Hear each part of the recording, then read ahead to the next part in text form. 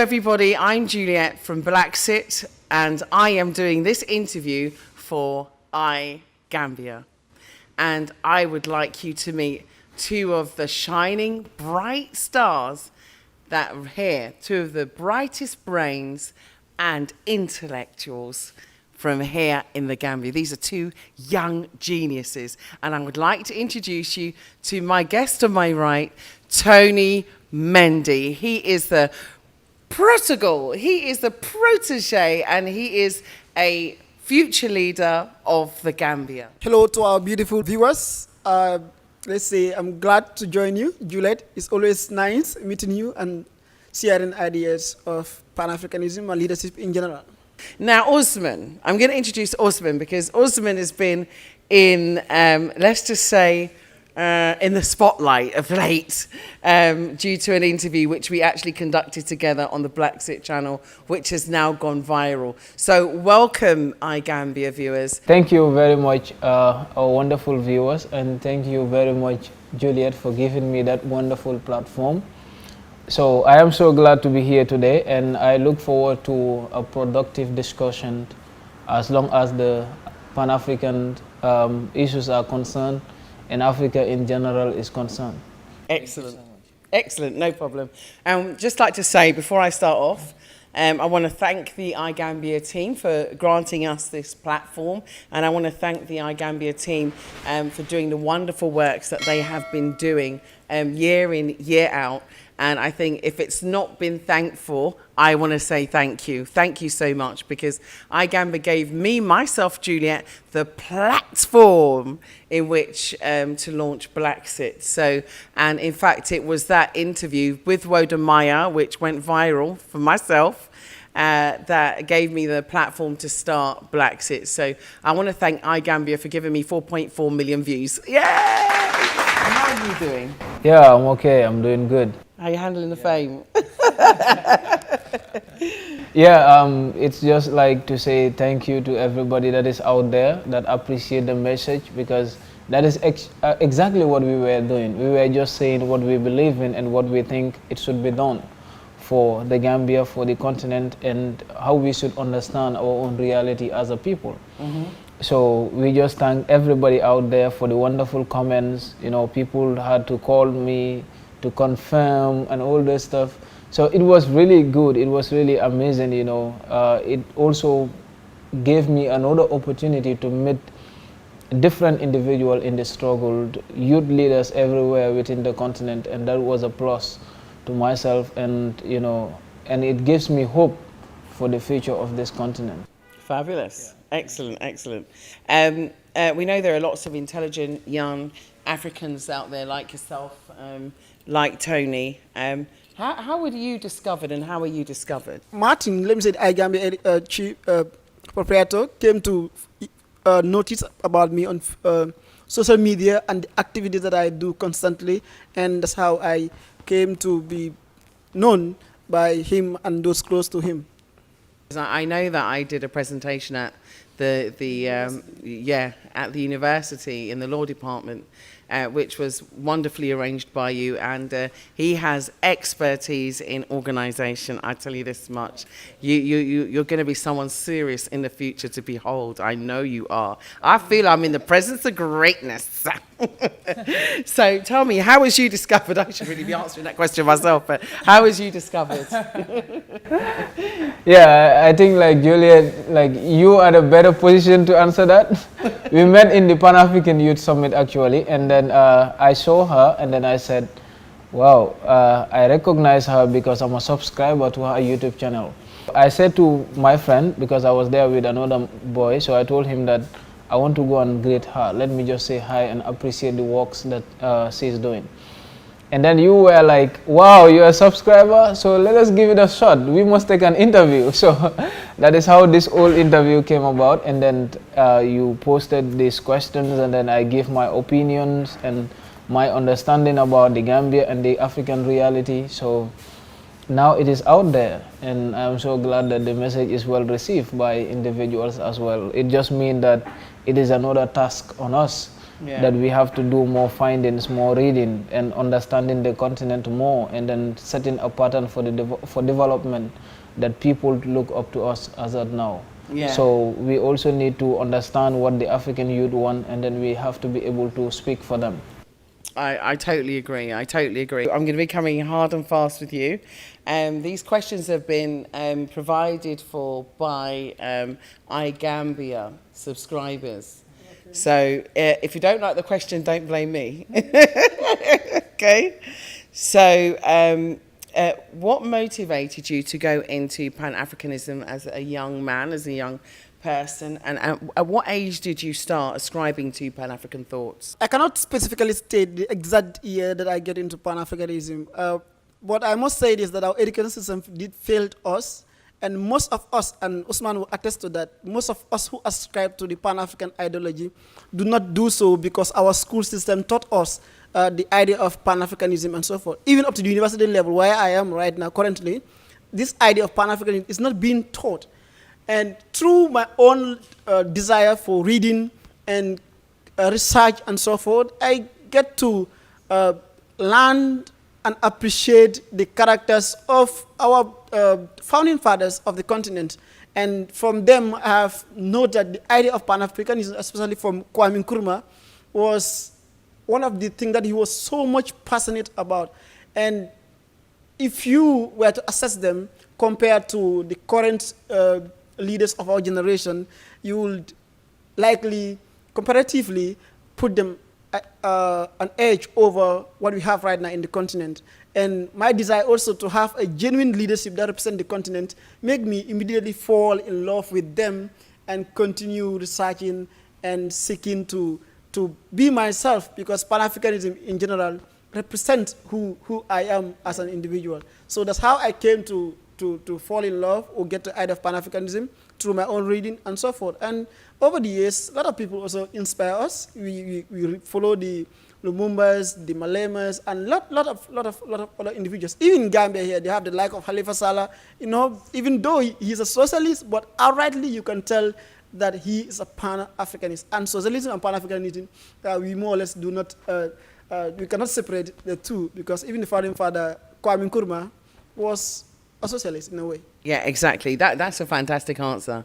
Thank you very much. I just want to ask you one question. What's the first book you read on Pan-Africanism? I remember reading about Amiga Cabral of Bissau, Guinea-Bissau. It's one of the tough Pan-African guerrilla fighters. Sekou Touré, the same thing. But I can't really specify which of the books I first read. So tell me about you and how did you get into Pan-Africanism? Where did your inspiration come from in terms of Pan-Africanism, and where did you start, ascribing to Pan-African thoughts? Where did that come from? What inspired you? Yeah, just as my brother was just explaining, that the education system that we have in Africa is that it doesn't help us a lot to know about the real identity of the Africans or the people who stood to liberate this continent. So you come to realize that you have to read extremely well. You have to read beyond the curriculum to understand the real Pan-African agenda. So as a result of this, even because I was in the arts field when I was in senior school, and that love for reading was giving me the opportunity to look into Pan-Africanist movement and who were the pioneers and what were the roles that they were playing at the time. So going back to look into the Pan-African movements within the continent and those in the diaspora at the time gives you that ability to look into the spirit that they have, the likes of Marcus Garvey, the likes of B. Dubois, the likes of George Padmore, and etc. It gives you like an insight as to what these people were actually fighting for. So that has always been a motivation to me. And then you also come to realize that we are lucky to have the likes of Professor Lumumba, as he made mention. We are lucky to have the likes of Dr. Arikana. We are lucky to have the likes of Dr. Laila and others, because following them, they give you an insight and they serve as a guide, as a mentor to all African youths, that we really need to understand the real Pan-African spirit and the real Pan-Africanism in order for us to set a pattern of our own development. So some of these literatures, the videos online on YouTube and etc. have really been, you know, things that are used as a tool to better understand Pan-Africanism. Oh, great. Okay, so, I mean, what advice would you give to young people who don't seem to be concerned about issues bothering them in terms of continental development? I necessarily don't blame those who don't follow, youth who don't follow up issues in the continent, because I believe that the way they are nurtured from the onset, they were not nurtured to think along the line that they are Africans and that Africa is where they should be and here is where they should develop and work towards the progress of the continent. And for us to change that perception, we need to go back to our education system, tailor it to suit the reality of the continent and what it needs to progress. If you nurture a kid or a child from age day one to have the concept of Pan-Africanism, to understand who Nkrumah was, to understand who Nyerere was, for example, Amilcar Cabral, and so forth, all the great founding fathers of the continent, this child will grow up to appreciate the characters and the lifetime of these individuals. So, but it is so ironical that our education system, we still leave it in the hands of others, and we don't necessarily talk about who we are. So for me, those youths who don't look into the progress of the continent, you don't blame them, but I also believe that we also have a role to play in changing that, and one way you can do that is through the education system, and secondly, through the mainstream media. You understand that what we portray in the media is all about the West, the beauty of the West, and so forth, and they naturally will subscribe to these ideas. So if you have our radio station throughout the continent, you should begin talking about Pan-Africanism, teaching, having Pan-African programs, the TV, and so forth. And the more we have this, the more other kids are going to fall in love with it, and they grow up with it.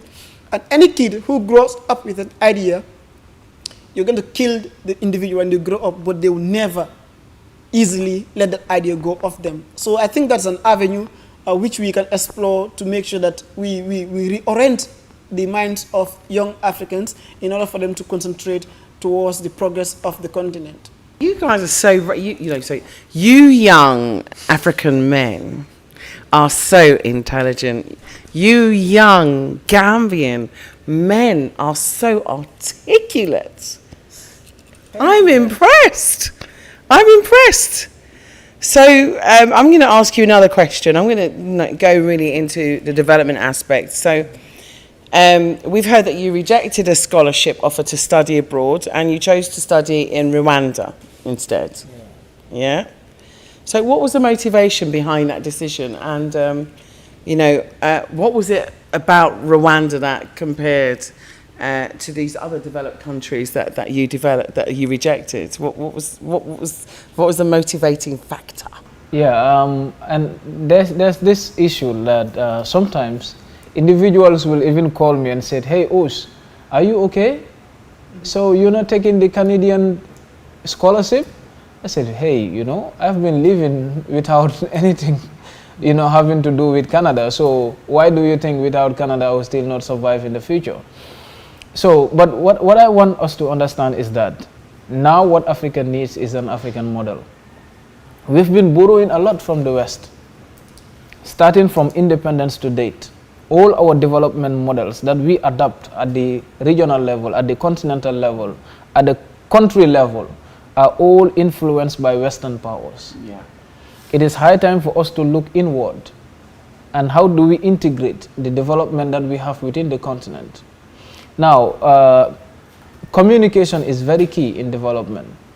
And people must understand the way in which development ideas evolve, and development itself is actually transformed from one generation to another or from one country to another. Today we find it difficult within the African continent to trade among ourselves. We find it very difficult within the African continent to travel within ourselves. Even networking becomes a challenge. Now how do we defeat this? Is by going look into the realities of each and every African country. Yeah. And how do we tailor it down to various African countries, and therefore we can move the African agenda forward.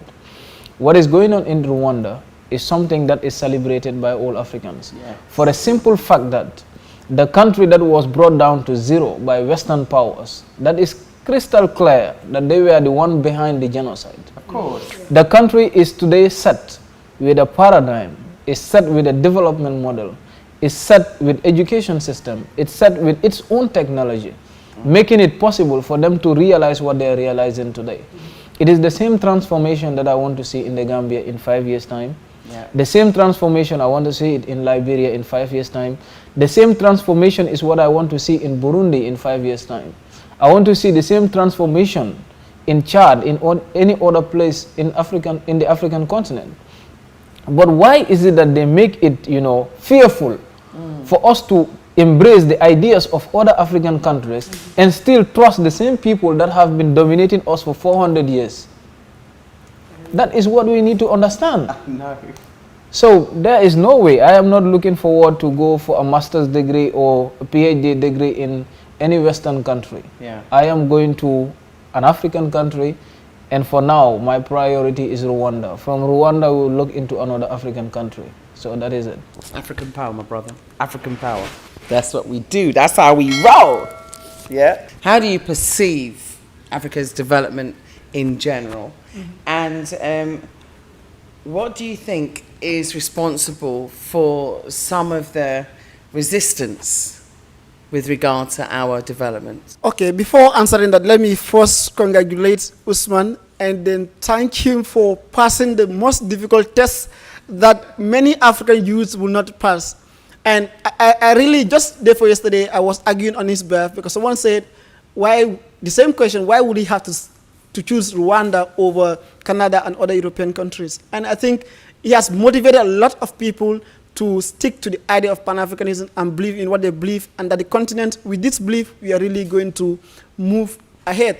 What I perceive of the African development and what are the resistance, let me say, if we are going to measure the development of Africa, we should not use Europe as the yardstick to measure the development of Africa. Yeah. We have to look at our cultural realities, what is real in Africa, how we live our life is different from how Europeans live their life. So if you find me in the village, or you see us eating together in the same bowl, it doesn't represent poverty. It represents our sense of humanity and humanism in general, and not the poverty that they tend to portray on the media. Exactly. So even if they're going to measure poverty in Africa, they use it according to their own set standard and not according to our ways of life. That's why I don't want to talk about development through the eyes or the models of the European and how they perceive us to be. I would say the fact remains that we have a long way, we have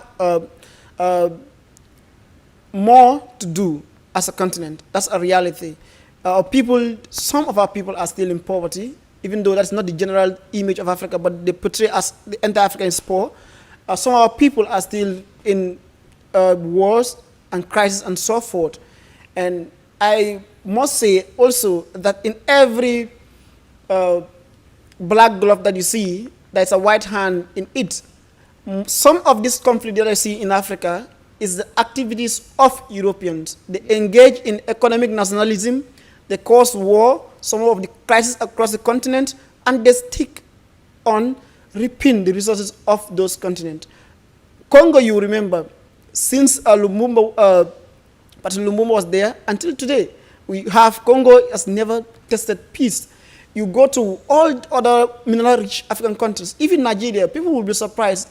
An army, for example, Nigeria, a 100-year-old army, Boko Haram will just wake up less than 5 years, and Nigeria cannot be able to defeat Boko Haram. We therefore must ask questions, who are the individuals behind this and so forth?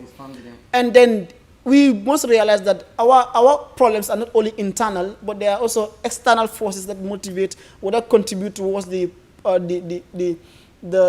crisis in the continent. And this crisis hampers our development. You understand that our development initially, even Europe, there is no continent that has not gone through wars and so forth. Europe has fought tribal wars more than any other continent in the globe. They have fought.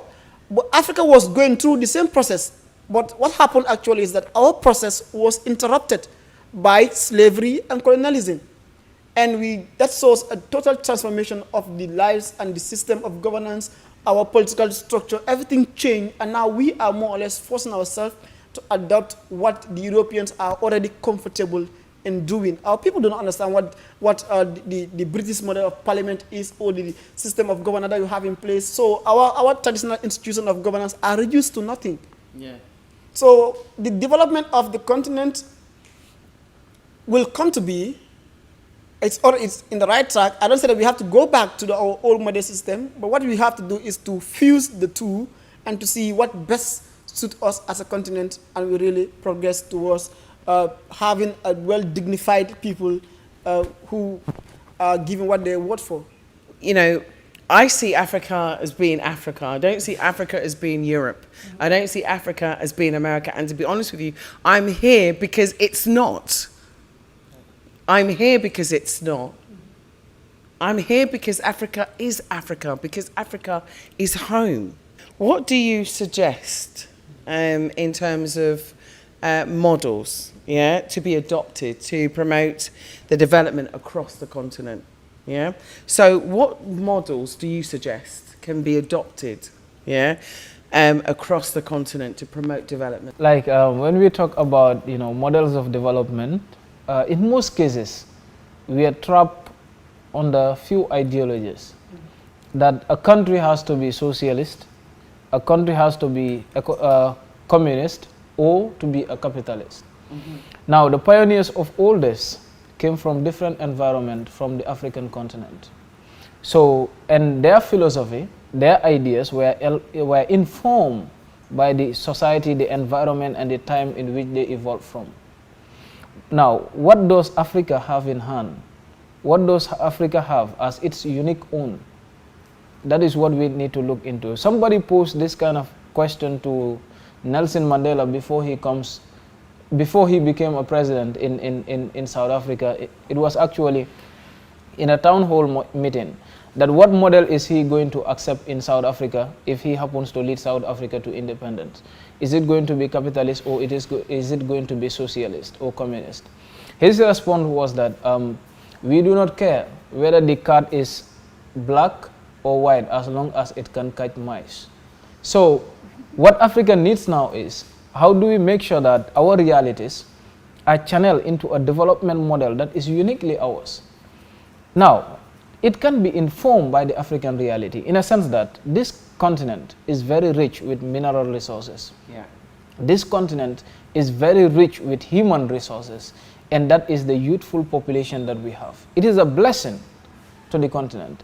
Now, how do we make sure that we attain that economic growth, protecting our environment, at the same time programming a future for the African youths, so that they will be able to have a generation that will be well equipped with old modern technologies, and then making it possible for us to have that sustainable growth. To do that, we all need to make sure that the policies that we adopt at our own country level are informed by the people at the countryside. Yes. And then the agendas that are accepted by the African Union has to be informed by the African countries, and then let the people be driven that development models. Let us make sure that the people take a say. The people know the solution to their problems. So let them initiate the solutions, and then we will just be there shaping it, making sure that the development that we want is realized. But as long as we don't do this, we are just there copying models. From independence to date, we've been copying different models from the international level and from other Western countries and Western powers. We have seen what the SAP have done to countries in Africa, and most so in sub-Saharan Africa. We've adopted the structural adjustment plan. It has failed us because the mission of the structural adjustment plan and its sole purpose was, how do they make sure that they can pay back the commercial banks their loans?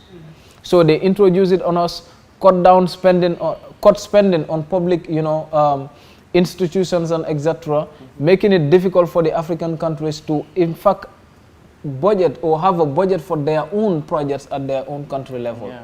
So this unending debt continue to occur. The IMF is there, the World Bank is there, giving us loans that we can never pay. It's high time for us to reject. We cannot develop in loans. No, you can't. We have to think inward. How do we use the resources that we have as a continent and then to build a future for this continent? When we look at Congo alone, it is feeding the whole world today. Exactly. And they still are trapped under abject poverty. That is a question that we need to answer. If we cannot answer this as a continent, then who are we? Yeah. It is a big insult and a big blow to the founding fathers of Pan-Africanism. So they had a spirit and they had an agenda, and that is the unification of the continent. And if we are able to attain this, we will be able to set that pattern of development that we want, like Rwanda is doing it today. Yeah, absolutely.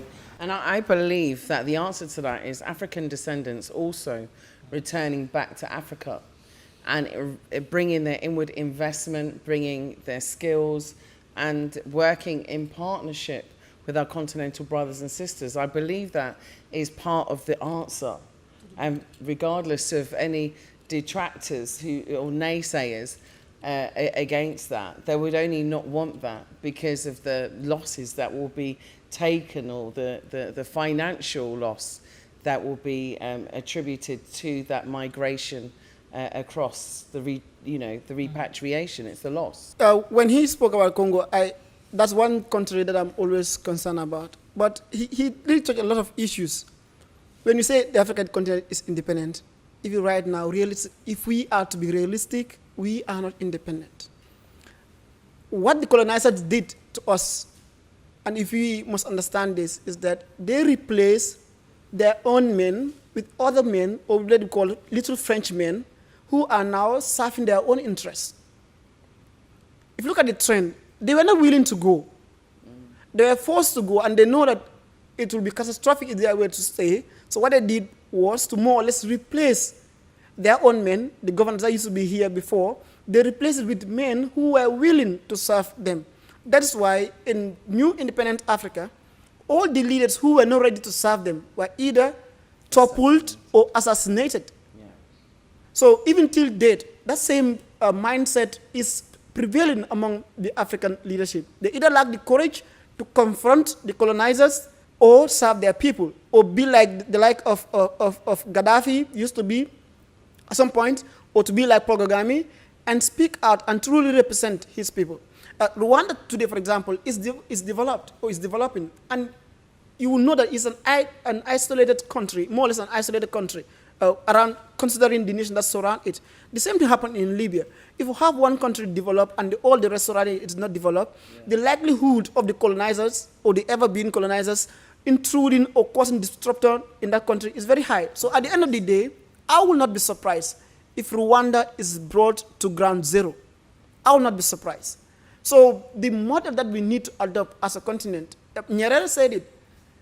Nyerere looked at socialism, for example. He said we cannot copy and paste the Marxist idea of socialism and bring it to Tanzania. It doesn't work. For him, he said, let us look at the cultural realities here, and he came up with the idea of Ujamaa.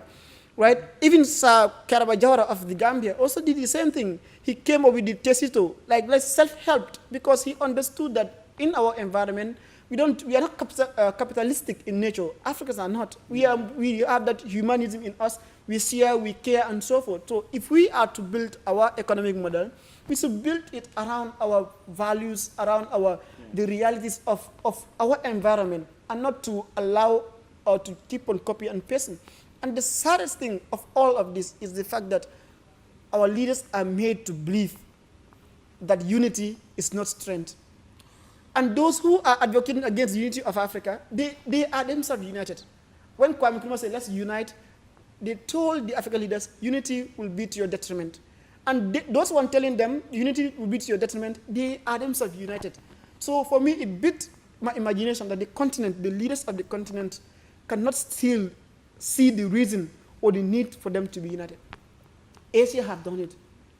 Europe have done it. Americans have done it. We are the only continent that is divided, and we cannot, over a century now, we cannot still see the need to unite. And that is just very, very, very sad. It should be the United Empire of Africa. That's what it needs to be, the United Empire of Africa. And you know what? I mean, I personally think that it's possible. Yeah, I think it's possible. And I think with future leaders like yourself, Tony, and yourself, OUSMAN, I think it's totally possible in the future. If you stay on track, if you stay focused, if you stay determined and committed to that change, and you work steadfastly towards it, and you educate others along the way, then I don't see why not. Mr. Solanke, we were talking about him just today, weren't we? Yeah, and we were talking about the original African Union. So let's look at, you know, models of progression. Let's look at models of community, because the Eurocentric model is one of individuality. It's one of selfishness. It's one of capitalistic gain at the expense of others. Mm-hmm. But the model that we have in Africa is based on Ubuntu. Exactly. And that is the model that serves us best. So that is where we should go and we should follow too. So I'm going to speed through these questions. We'll be here all day because we can chat. I can anyway. But what do you aspire to do for your country, Gambia, and for the continent in the near future? What do you aspire to do? For myself and for the youth at large, like, there are so many things that I have, you know, in stuff. Sometimes it's like you produce ideas and all those stuff. But what happened is that I am somebody who loves the classroom a lot. So even no matter how far I go, no matter how long this is going to take, I am still going to be in the academics field, because that is where I believe, that is where I belong. Mm-hmm. So the other initiatives are as that I want to work on skill development, making sure that in 5 years to come, people will come from centers, skill training centers, that has my name. People are going to be produced from institutions with well-equipped knowledge that is going to impact on the society, because this is what our education system don't have. When we look into the education system, people can spend 15 years in school and yet cannot have any skill in them. And that is an insult to the forefathers of the Pan-African agenda, because they had the spirit that the best way to liberate individuals is to feed them with the right information and the right education. Education is the only way out of darkness, is the only way out of ignorance, and it is the only way to the glorious light. If we want to get to where we all desire as a continent, this education system must change. Students in the Gambia are sometimes trapped with examination issues to the extent that you can never realize their potentials and talents. Because once you failed an examination like grade 12 or grade 9 in the Gambia, it starts with your own family. That's where they start telling you that this is the beginning of your failure in life. So people started failing life stories as a result of an examination that they did not cross. We need to look into that, because people have skills, yet they live and die with it and never realize it. That is what we need to defeat. And we can do that if we have good, career counseling mechanisms, where we can easily realize the potential of an individual. Either the individual could be a very good leader, the person could be a good entrepreneur, the person could be a very good farmer, or a very good engineer, and etc. We need to equip individuals and help them in this basis to realize these potentials. In the Gambia, for instance, we have the STEM, where we strengthen students in the maths or doing well in mathematics and in the sciences and etc. But then you also come to realize that what are we producing as a country? What are we producing as a continent? It's because they are not receiving the actual education that they need. Are you saying? So that is what we need to defeat. And in the near future, my struggle will always be in this area. First on academic and also on skill centers. Yeah. No, that's actually well answered. And I think, like what you said, not everybody is academically driven. Some people have different skill sets, and that needs to be acknowledged. And I do agree with what you're saying with regard to exams. Who says that examinations are even the right method of being able to demonstrate your ability? All it is a memory test. And I just don't think that a memory test is the right way to go about enhancing learning. I think there are so many different methods. And the thing is, everybody learns differently. It's the same way people absorb information differently. And so there's been a question posed, which is, it's undeniably true that Africa's culture is under threat of extinction due to globalization. Do you have any thoughts for young Pan-Africanists? How do we sustain our culture moving forward? I think the idea of globalization itself is not placed in the right parameters. And whatever is being globalized, whatever is African cannot be globalized. Whatever is anti-African or non-African in nature, originally, let me say, quote unquote, is pushed on us. Whatever culture that we value, whatever way of life that we used to have, is being demonized in a way.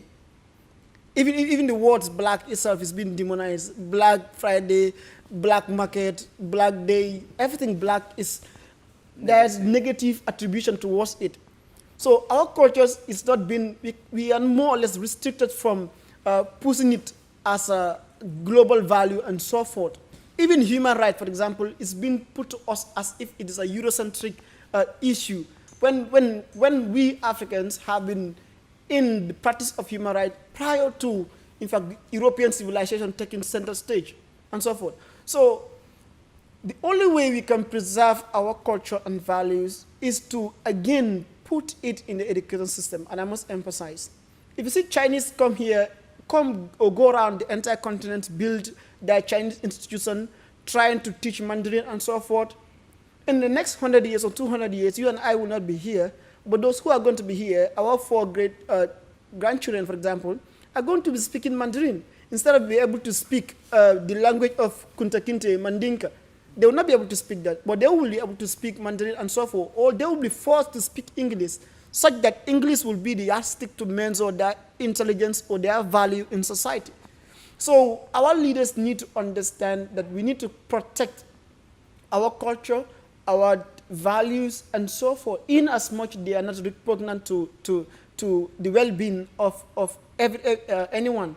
So even be it from the way we dress, be it from the type of food we cook, you go to Europe, for example, you struggle, from what I get to learn, you struggle to find real African food.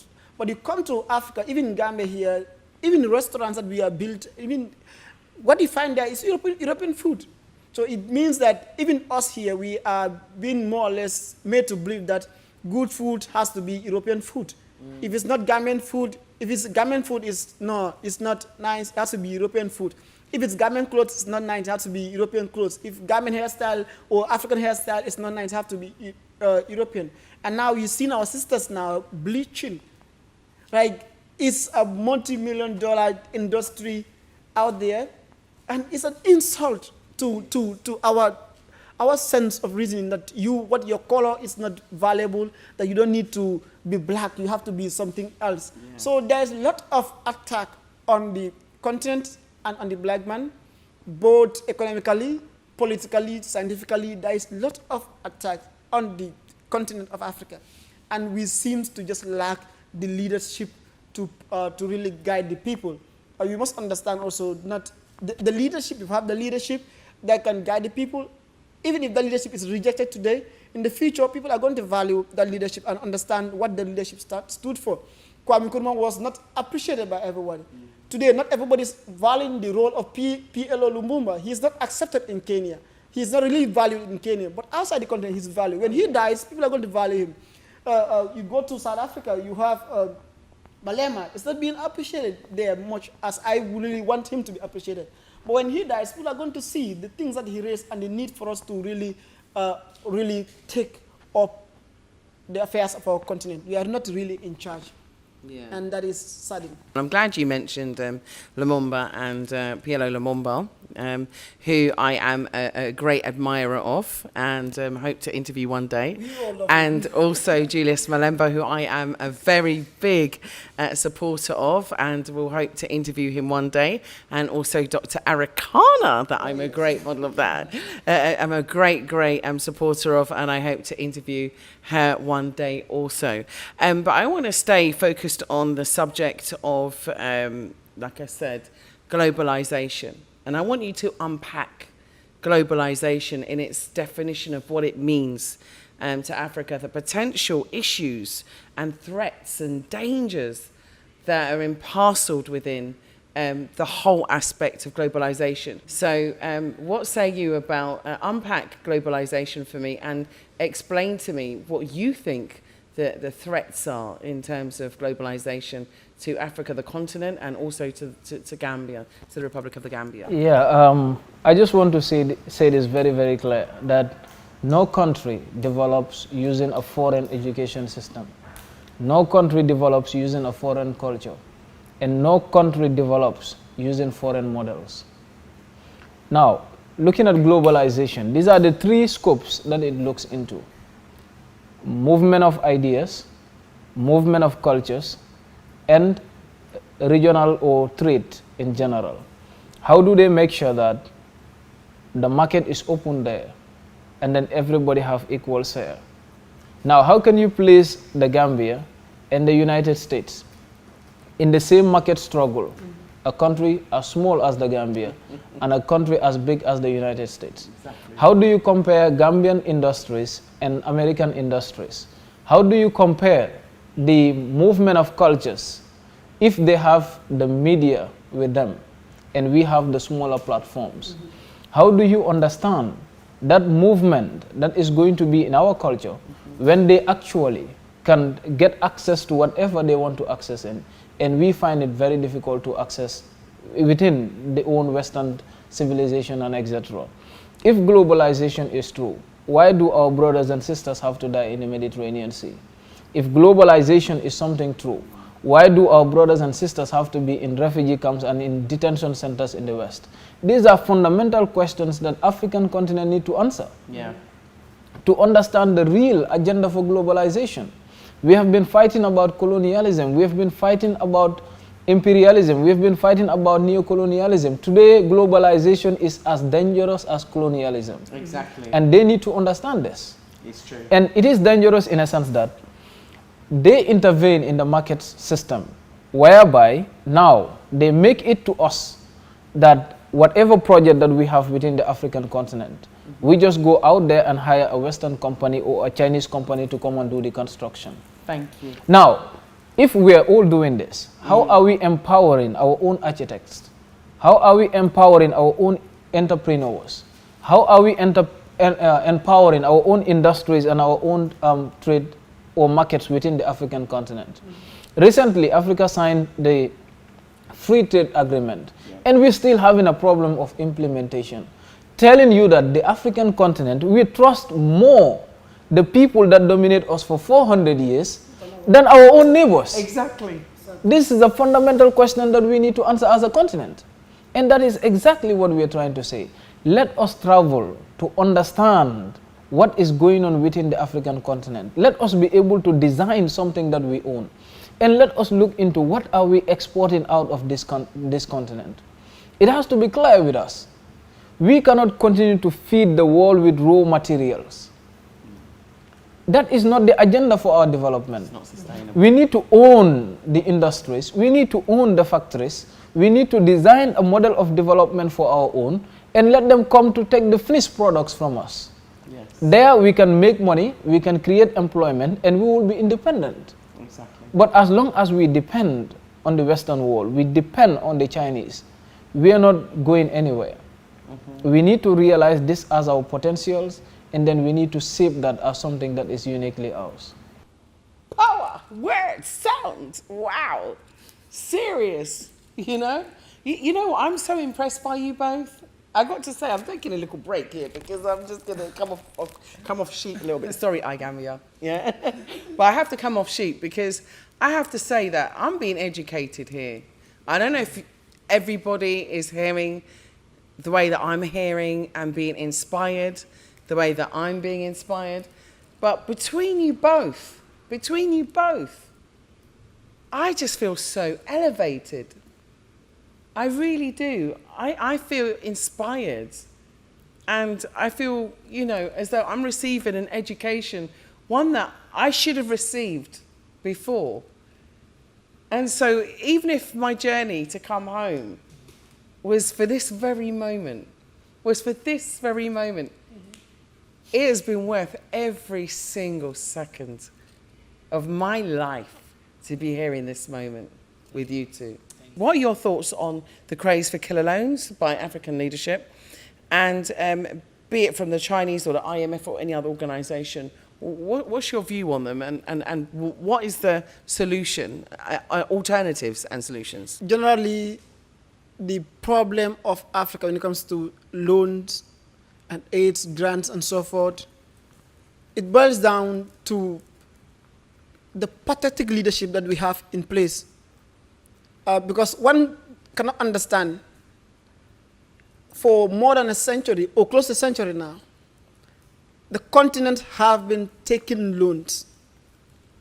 If throughout all this period, these loans have not moved the continent, it is only reasonable that the leaders think twice now, or to look for another alternative towards addressing the economic of the country, or of the continent. The loans that are given to Africans, and it's sad also to note that the people on whose behalf those loans are taken are mostly not informed or know nothing about those loans. And the conditions attached to these loans at the end of the day is really pathetic that an individual or a leader will go for them. For example, you have China giving, let's say China gave Senegal a 2 million loan to work on a particular project.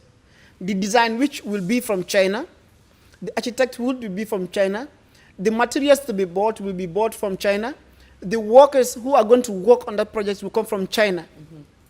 And at the end of the day, the country, let's say Senegal again, will have to pay back the loan with interest. If you analyze it technically, Senegal has not really taken a loan.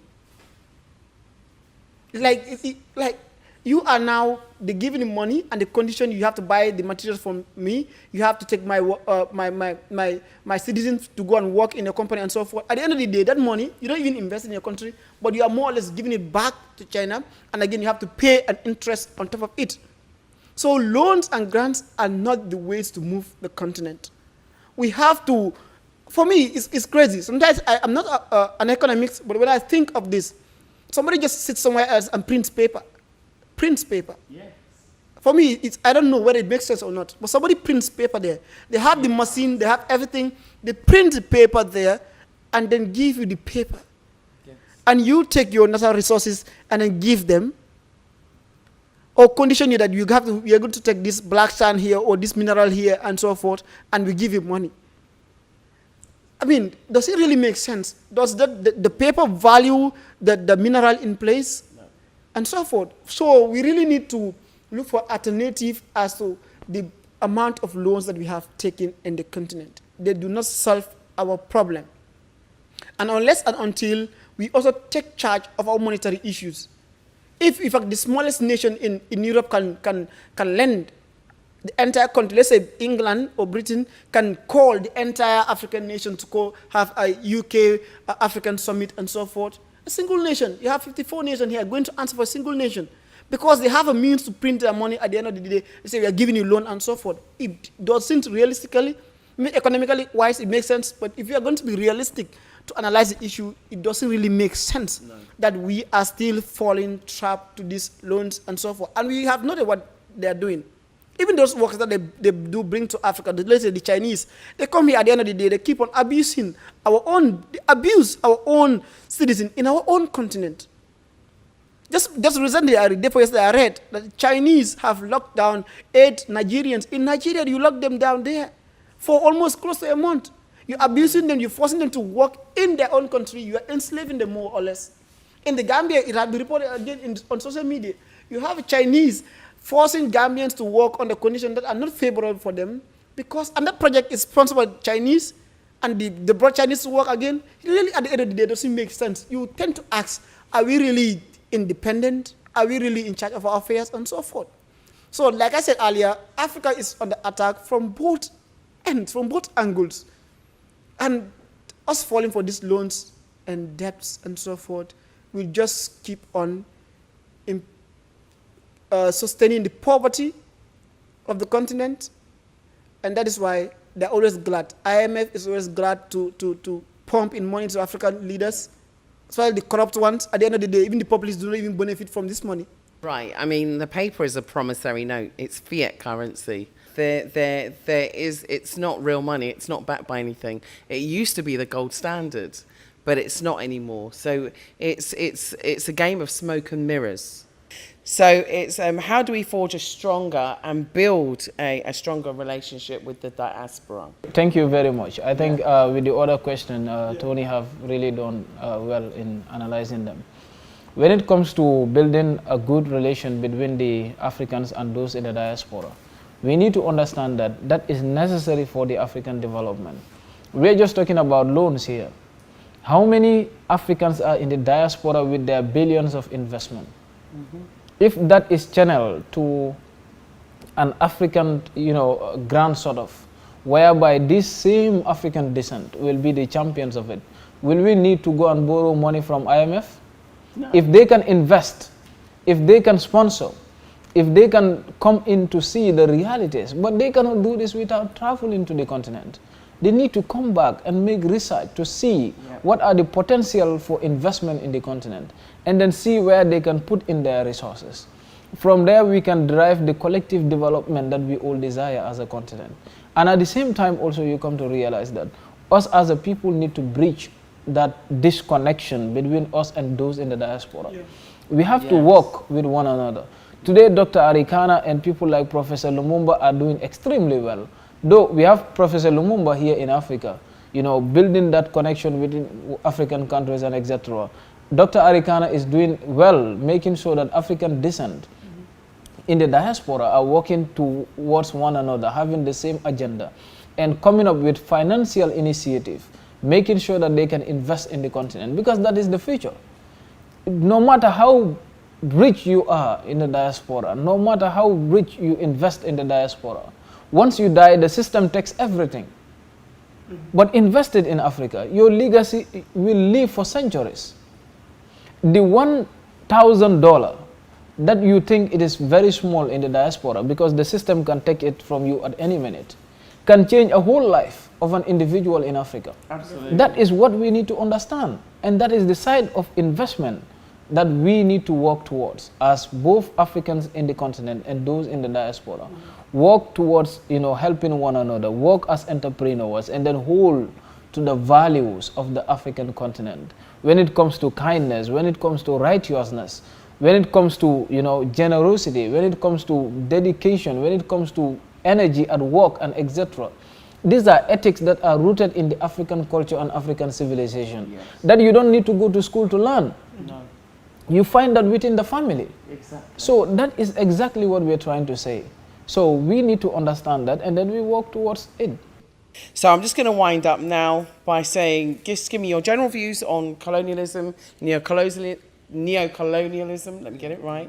So colonialism, neocolonialism, in literally like 10 seconds, because we haven't got much time. So I just want both your points, and then we'll close. Neocolonialism, let me say, it's a reality, it's a fact, and it exists. And I must say this before we end this interview, that let this continent and the people of this continent think that it is not impossible for us to be recolonized physically. I'm not talking about neocolonialism, for us to be colonized by the same powers that colonize us again, because there is every indication that that is possible. They have military base in Africa. They dictate African leaders. They threaten force at some instant. Remember the case of Tony Blair and against Mugabe at some point in time. We will still remember the invasion of Libya. That was a clear aggression and invasion and of the territorial integrity of Libya and so forth. So it's possible at any time that Africa wants to unite or Africa wants to really take up true independence, that the same powers that colonize us can really do the same evil that they have done earlier on. Finally, I just want to say that I am optimistic about the future of the continent, in a sense that we have very young people that are ready to take the struggle and then to make it possible. But these individuals also need protection from everywhere. Yes. And that is we need to understand the fact that not everybody is pleased with people who are ready to make the change. And they are set to do whatsoever. But they also must understand that we are not giving up for this continent. We were born in this continent and we will live and we will die for this continent. So, yeah. So what's your last words or advice or appreciation that you'd like to express? Okay, let me say thank you to iGambia and the platform and everybody watching. And I'll encourage our brothers and sisters in the diaspora, let them understand and come back and know that the continent needs them. We need each other. We can do it. And the reason why Africa is liberated today, we must also put it into notice, is that it was because of the activities of those who were in the diaspora. Most of these Pan-African leaders, they came back from the colonial land, the colonial masters' land, back to Africa, and they really fought for the change. So we appreciate their effort, and we really want them to come back to the continent and let us reconnect and then move. They can even form political parties, Pan-African political parties, to make Africans understand that we need to take charge of our governance system. We cannot leave it in the hands of others. Let us take charge of our governance system, come on board, establish Pan-African political parties, the like of the EFF you have in South Africa. Let us sell the agenda of Africa that represent Africa. At the end of the day, we are going to really be liberated. Thank you. And don't forget to support our model for automatic citizenship, which is very, very important, and to support CODE, which is the Council of African Descendants here in the Gambia. And I'll tell you more about that model soon. But I just want to say thank you, a very big thank you to Bola and to Hatib for allowing us to do this interview here at the beautiful and wonderful environs of Club Envy here in Fajara. So Club Envy will be reopening as soon as COVID-19 is over.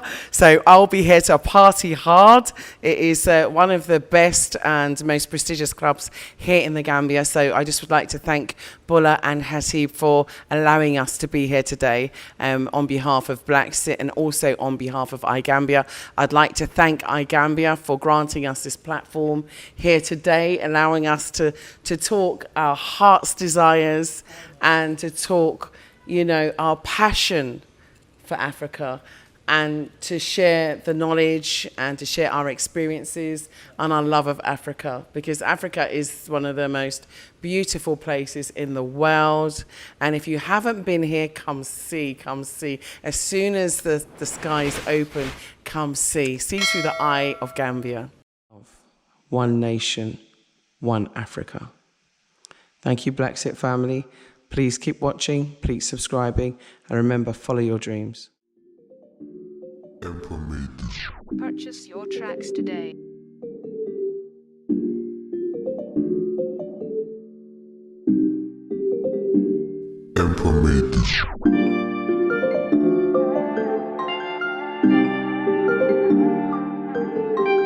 Purchase your tracks today.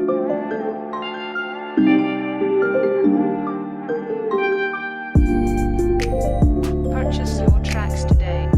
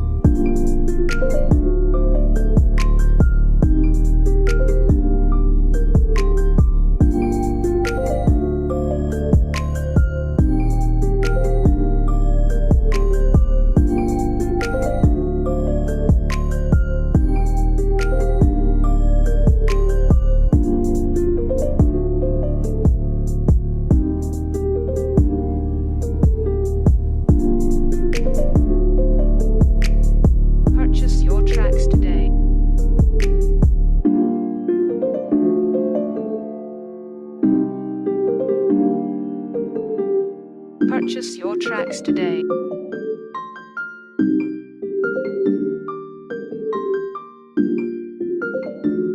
Emperor made this.